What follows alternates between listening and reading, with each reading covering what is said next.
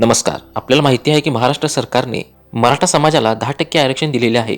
परंतु यातून बरेच प्रश्न निर्माण झालेले आहेत. याच प्रश्नांची उत्तरं आपण या व्हिडिओमध्ये बघणार आहोत. पहिला प्रश्न, संपूर्ण मराठा समाजाला आरक्षण मिळाले आहे का?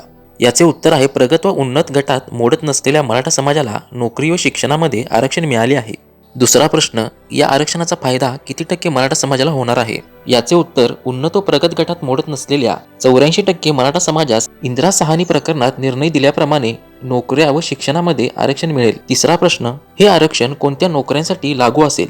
याचे उत्तर, सरकारी शाळा, मंत्रालय, शासकीय कार्यालय, जिल्हा परिषद, विद्यापीठे व इतर सरकारी कार्यालयांमधील नोकऱ्यांमध्ये 10% आरक्षण मिळेल. महाराष्ट्र लोकसेवा आयोगामार्फत भरल्या जाणाऱ्या पदांमध्ये या आरक्षणाचा लाभ मिळेल. चौथा प्रश्न, हे आरक्षण कोणत्या शिक्षण संस्थांमध्ये लागू असेल? अल्पसंख्याक शैक्षणिक संस्थांशिवाय सर्व शासकीय, खाजगी, अनुदानित व विनाअनुदानित शैक्षणिक संस्थांमध्ये 10% आरक्षण लागू असेल. पाचवा प्रश्न, हे आरक्षण कुठे लागू नसेल? याचे उत्तर, वैद्यकीय, तांत्रिक व शिक्षण क्षेत्रातील अतिविशेषीकृत पदे बदलीद्वारे किंवा प्रतिनियुक्तीद्वारे भरावयाची पदे, 45 दिवसापेक्षा कमी कालावधीच्या तात्पुरत्या नियुक्त्या, कोणत्याही संवर्गातील किंवा श्रेणीतील एकल पद, राज्याच्या अनुसूचित क्षेत्रातील अनुसूचित जमातीच्या उमेदवारांकरिता राखीव असलेल्या पदांना हे आरक्षण लागू असणार नाही. अल्पसंख्याक शैक्षणिक संस्थांमध्ये हे आरक्षण लागू नसेल. सहावा प्रश्न, हे आरक्षण केंद्रात महाराष्ट्राबाहेर लागू असेल का? याचे उत्तर, राज्य विधिमंडळाने मंजूर केलेले हे आरक्षण केवळ महाराष्ट्रातच लागू असेल. ते केंद्रात महाराष्ट्राबाहेर लागू होणार नाही. सातवा प्रश्न, हे आरक्षण लागू होण्यापूर्वी सुरू झालेल्या भरती प्रक्रियेसाठी काय तरतूद आहे? याचे उत्तर, हे आरक्षण लागू होण्यापूर्वी सुरू झालेल्या भरती प्रक्रियेला हे आरक्षण लागू असणार नाही. भरती प्रक्रिया सुरू झाली तेव्हा ज्या तरतुदी लागू होत्या किंवा जे शासकीय आदेश लागू होते त्यानुसार कार्यवाही करण्यात येईल. आठवा प्रश्न, या आरक्षणामुळे ओबीसी प्रवर्गाच्या सवलती मराठा समाजाला मिळणार का?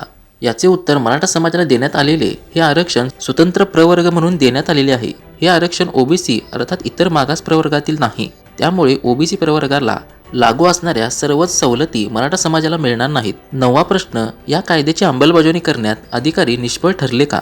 याचे उत्तर, कर्तव्य किंवा जबाबदारी स्वीकारलेले अधिकारी कर्मचारी अंमलबजावणीच्या कामात निष्फळ ठरतील किंवा अशा उद्देशाने हेतुपुरस्सर कृती करीत असतील तर त्यांना अपराध सिद्ध झाल्यानंतर 90 दिवसापर्यंत कारावास किंवा 25,000 रुपयाचा दंड किंवा दोन्ही शिक्षा होतील. दहावा प्रश्न, या आरक्षणाला न्यायालयात आव्हान दिल्यास काय?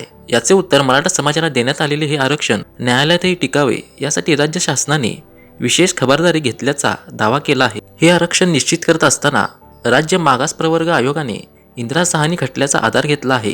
त्यानुसार अपवादात्मक परिस्थितीमध्ये आरक्षणाची 50% असलेली मर्यादा ओलांडता येते. 11वा प्रश्न, या आरक्षणामुळे राज्यातील 50% आरक्षणाची मर्यादा ओलांडली आहे का? महाराष्ट्रात यापूर्वीच 52% आरक्षण आहे. त्यात आता या नव्या 10% मराठा आरक्षणाची भर पडली आहे. त्यामुळे अर्थातच महाराष्ट्रात 50% आरक्षणाची मर्यादा ओलांडली आहे. 12वा प्रश्न, हे आरक्षण कधीपासून लागू होणार आहे? याचे उत्तर, मराठा आरक्षणाचे विधेयक विधानसभा आणि विधान परिषद या विधिमंडळाच्या दोन्ही सभागृहांनी एकमताने मंजूर केली आहे. त्यावर राज्यपालांची स्वाक्षरी केल्यानंतर या विधेयकाचे कायद्यात रूपांतर होईल आणि त्याची तातडीने अंमलबजावणी केली जाईल.